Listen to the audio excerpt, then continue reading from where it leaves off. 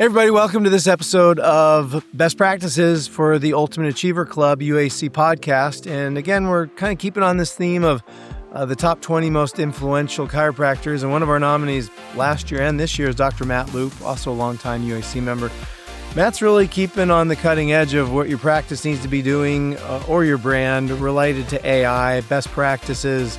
Even gives a great tip on what to do with your YouTube shorts to make sure that they're getting picked up on OpenAI. So this is interesting. If you're spending any kind of ad dollar or trying to come up in searches, this is a podcast for you. Before we get going, this podcast is made possible by Better Balance Orthotics. This episode is brought to you by Better Balance Orthotics. It was founded by one of our members, Dr. Andrew Powell in Sydney, Australia. Dr. Powell is a leading authority in custom orthotic design, blending biomechanics, precision 3D technology, and over 2 decades of clinical experience. Better Balance Orthotics help active people move comfortably, perform better, and stay aligned for life. You can learn more at betterbalanceorthotics.com.au for Australia.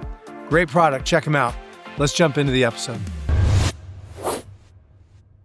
Hey everyone, Dr. Brian here from UAC. Welcome to the UAC Best Practices podcast, where we bring one of the best practices or one of the best practitioners in the profession, a member of UAC, to share a best practice, something that hopefully you can take and learn quickly and implement in your life, your business, whatever it might be, and get some real quick wins. I'm here with my co-host, Dr. Alan Miner, who's going to introduce our guest. Hey, thanks, Cap. And we have our longtime friend, UAC member, and you probably hate this term, Matt, but I'll still use it, influencer in chiropractic. But you are, man. And so I got Dr. Matt Loop with us today. And first time, I just feel like I've always known you, Matt, or heard about you. But the first time I really remember was you were on stage at a Parker. And I just remember you kind of telling your story about having to practice. And I think it was probably when your book came out around social media. I think so, yeah. There was I don't know, that was probably maybe like 17, 18. 2016, I think, right? 16, okay. But I knew who you were before then. So I've watched you go through that evolution. We're going to talk a little bit today about initiative we started last year that we're right in the middle of right now, which is the top 20 most influential chiropractors list. You were nominated last year, nominated again this year. We'll get into that in a minute. But Matt, I got to have dinner with you a couple weeks ago, and Brian actually, at Jay Greenstein's event. And, I found you're really putting a lot of energy into, helping chiropractors to stay on the knife's edge of getting their name out there and staying relevant in a never-changing marketplace. So what are you seeing right now, man? Where, as a best practice in that world, how do you give stay our on listeners, top of it? Where do they go? How do you stay on top of it? We need somebody like you that just has got a gift for being able to, because things are they're changing so rapidly now more than ever, right? Yeah, I just have had this, at least since I was doing things in the MySpace days, I didn't know that I could kind of spot trends a little bit early, but, you see patterns throughout history that come in, and I think I was talking about this on stage a few weeks ago, but I was watching my wife probably about a year and a half ago, and she's just on her iPhone. She's messing with ChatGPT. She kind of uses it as an executive assistant. But I also saw her, she was doing a search locally for whatever, the plumber, and she was actually using that. And I said, wait a minute, this is, AI is very vast, and there's a lot of things that you could be doing on AI. In my opinion, most of it's a time suck. You're not trying to be the next AI expert or whatever. But I'm like, is this really a thing? And I started researching the statistics and how fast ChatGPT was growing and how it was eating into market share. In fact, Google, not too long ago, they won an antitrust lawsuit because the judge basically said, you guys don't have a monopoly on search anymore. These LLM models like ChatGPT are eating into your market share. And just to give you an idea and perspective, in terms of and I'm not saying by any means ChatGPT is the best AI engine by any means, but I will say in terms of brand equity and hitting the tipping point in the market, it has almost 70% of the AI search market share. So if you're talking about dollars in the bank right now. If you're going to integrate an AI strategy, you need to understand how to get found or to, quote, rank at the top of ChatGPT for a plethora of search terms. So when I was actually looking for it, and my wife and I had this epiphany, I said, oh my gosh, I began researching, and then I started to just experiment on my own, look at common denominators in national markets and local markets. And then I got so many chiropractors that would come to me and they would say, my Google traffic is either the same or it's down. We're seeing less people in the office. And, we know the Google AI summaries have cannibalized a lot of listings and traffic is down across the board. Clicks are evaporating. Yeah. But really what's happening is that, and I always give this analogy, I guess. Imagine if you owned a coffee shop in a busy New York street. You had thousands of people pass by per day, probably get hundreds of customers buying coffees, lattes, donuts, or whatever. And all of a sudden, random person goes and installs an espresso machine outside your coffee shop on that busy street, and then starts offering muffins or whatever it is. Now, is the traffic completely lost? Not really. It's just been rerouted very heavily. So you're definitely seeing a loss. But that's what we're seeing on these AI engines, and it just so happens that ChatGPT is reaping the bulk of the reward from it. So again, going back to really when she was searching, and I started researching these common denominators. Then I started experimenting with our own websites, and then I had like a beta test, a group of docs, like, hey, let me try this. Let's try this to do this. And what we found is we're like, oh my gosh, since very few people understand or even doing this or are trying to optimize for this search, it's actually pretty easy to rank even in very competitive markets because it's not the same as Google. What are you doing? Right.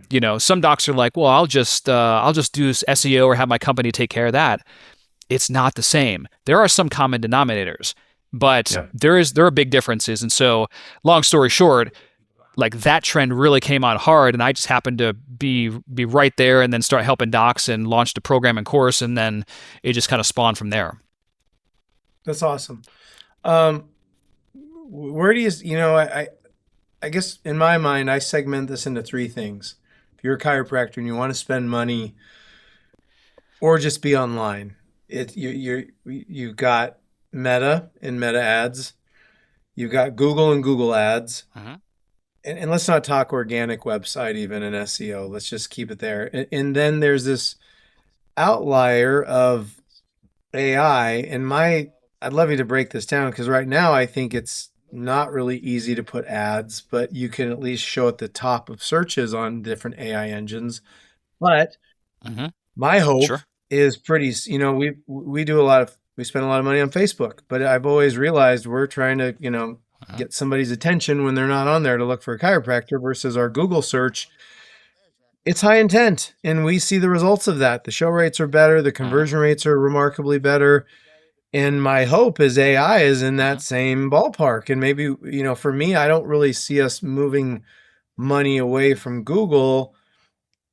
I think their Gemini will probably keep them relevant in that world, but I see us moving money away from Meta. And I'd love to spend it on other high intent areas like what Google does, where people are in Claude or ChatGPT or whatever, asking about the best chiropractor or decompression in the area. So, but it doesn't feel like we can really do that yet. And I read mixed things. And so what do you see here in the next 12 months, Matt? And what are you doing to help people position themselves so they're ready to pounce when it switches? Yeah.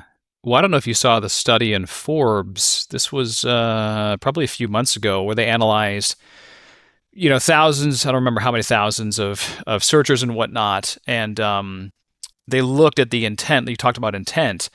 People are getting 2, 5, 9 questions deep in ChatGPT searches. So the intent is higher. It was something like 9 times higher in Google, they speculated. Now, I think that's a little lofty because Google's very high intent, but 100% it's at least at the same. But you're right. People are dialing in and asking many questions. So I think that's only going to grow faster. And in fact, there are estimates that by 2030, I think it's going to happen faster than that if it continues the way that it is, that they're going to be right on par with Google from a market share standpoint, which is pretty wild if you actually think about it. So I think that understanding the game as it is right now, I've always taken the approach that it's smart to have organic and paid media and the PR approach, because there's value in paid search and social because you can flip a switch, reach the targeted people. And in a worst case scenario, even if your ads suck, you're still, if you do them right, you're going to get the branding and awareness, and eventually you'll hit a tipping point in the market. You'll become a household name and such like that. In the next 12 months, actually right now is what's happening is ChatGPT has already introduced their self-serve ad platform. Now, there's a waiting list right now, and they're working out some hiccups there, so it's not 100% rolled out. But once that happens, it would be very smart to start testing there, because there's a whole different open area of traffic. People that have switched from Google, just like on Facebook. Facebook's great, but there's a lot of people that have just migrated to Instagram or TikTok. So if you're not running ads on those channels, like you're missing out on a lot of people that they just don't want to be on the big ones anymore because it's not cool or it's depressive or whatever reason they give. So I've always taken the multi-channel approach. I think if you have your eggs all in one basket, you're very, it's very, very risky. I mean, Alan, because you buy companies and whatnot too. You see these companies with a multi-layered approach to advertising marketing. It's like the Parthenon. One pillar goes down, you still got the rest of the pillars that support the structure. So I do like to see that. I think that what you said about Gemini in particular, Gemini is going to be more valuable because really of YouTube. And I talked about this at the event. There is people assume that these AI models will automatically go and they'll read videos or whatever, but you actually have to enable certain things like certain functions on YouTube, for instance. But Gemini, since it's owned by Google, gets access to all that data immediately. So if you've been pumping out content for 5, 10, 20 years, whatever it is on YouTube, they've already extracted that, and now they're using it to train their AI models so you can develop authority for Gemini. So I expect Gemini to actually gain market share in the next 12 months for sure. So you got to be uploading all your videos to YouTube Shorts and or the long form from that side of the equation. And then there is a function in the YouTube settings. I'm not going to get too techie, but it's in the channel settings where you need to enable OpenAI to be able to access YouTube, because that's going to help with the ChatGPT side of things. Yeah. I wonder, Matt, what do you think about, because all of a sudden Google's kind of had sort of a monopoly, right, on paid search. So I'm just kind of being optimistic here. So now we have actual competition, right, for the first time. If chat, enters that market, even if they're going against Gemini, I would hope that would mean that they would each want to have to compete to lower their prices per search. Probably is going to somehow work the opposite way. But what do you think? Yeah, you would think that, right? And that actually did happen when Facebook advertising came out and when the other ones dropped. The barrier of entry is going to be, I think, fairly low for the self-serve local market. But in terms of the cost per impression, the cost per click, I don't. It's probably going to be on par with Google. That's what I would think right now. And if I'm wrong and it's a lot less, hey, fantastic. Now you would think, yeah, exactly, because they've got this big network, very few advertisers to start off with, massive amounts of inventory. I mean, should have lower costs, but I think that it's a business overall. They know they can make a lot of money for their shareholders. We'll have to wait and see. Yeah. If they get public, I'm sure they will.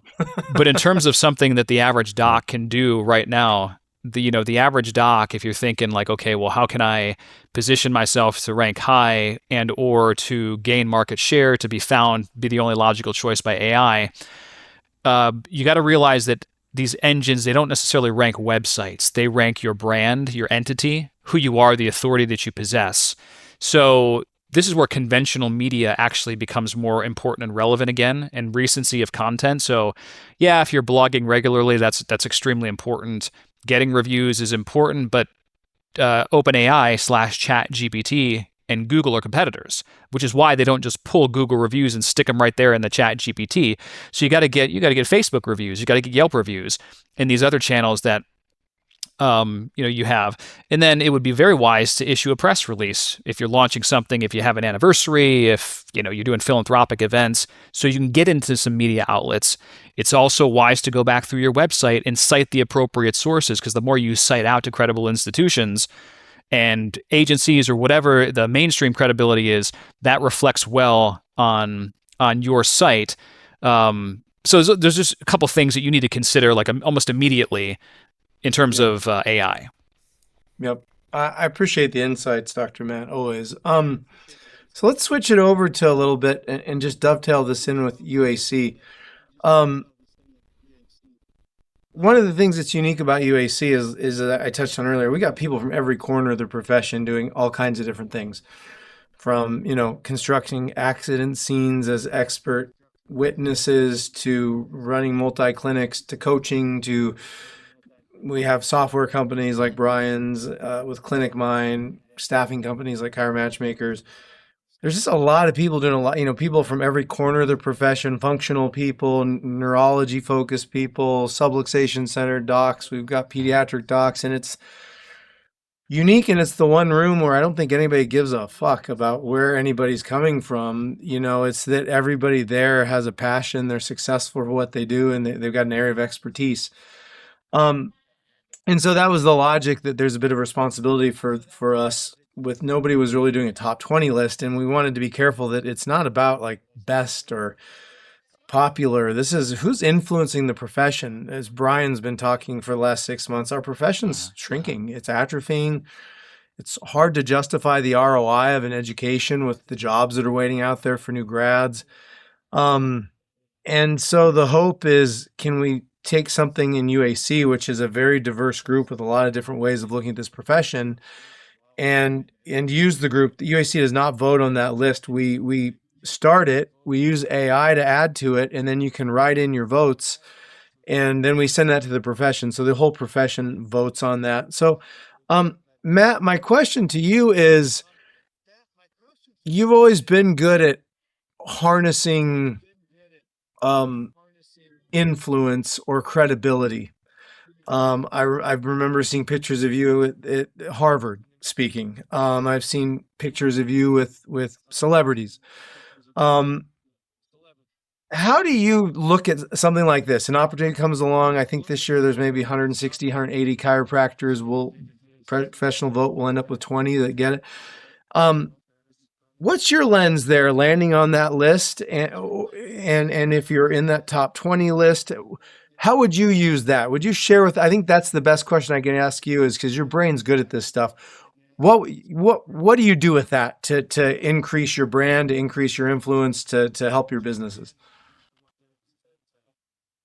Yeah, no, it's a great question, and I'm grateful that I was nominated. I could think of a lot of other people that are more deserving, in my opinion. But I get what you're saying, and yeah, there's different lanes and different specialties and whatnot. So again, super grateful for that.